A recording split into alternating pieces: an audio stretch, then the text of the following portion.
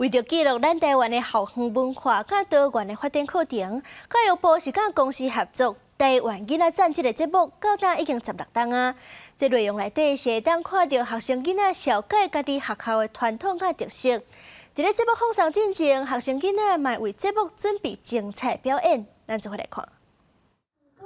我看新闻讲，伊的款明年就会过去啊！马给普星环欧给台嘞 Oh my god! How could this happen? 不见了。囡仔伫台顶用4种语言台语、客语、华语、英语来表演搭喙鼓。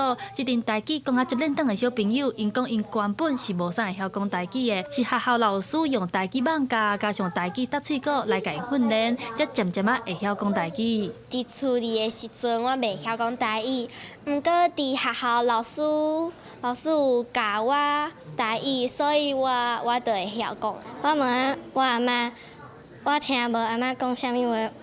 我阿母就会讲国语给我听。你们看，有太阳黑子哎，真的哎，太阳出来了。这个囡仔来自嘉义南潭国校，这间学校未来迈向台湾囡仔赞的电视节目，这是公司甲教育部合作的节目，放送到今已经16档啊。全新的一季会去到16间国中国校啊。节目当中，学生拢是主角，项唔是场景，透过节目来了解无共县市的学校传统甲特色。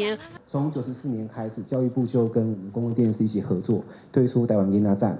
8年前呢，我们更将整个节目形态从棚内移进到了这个校园哈。我想这是一个很重要的这个改变。第16季的概念呢，就是如果你从小1开始看的话，你现在已经大学毕业了。在这么长的过程当中，我们记录了台湾这么多的特色小学，他们里面的各种教学方式。教育部表示，这个节目陪伴大家对9年国教到12年国教，记录着无共世代台湾囡仔的校园生活。新的一季伫咧12月底会伫电视放送，要互观众朋友看到台湾学校的特色，甲台湾的囡仔有偌赞。记者陈阿双、柯敏哲台北报道。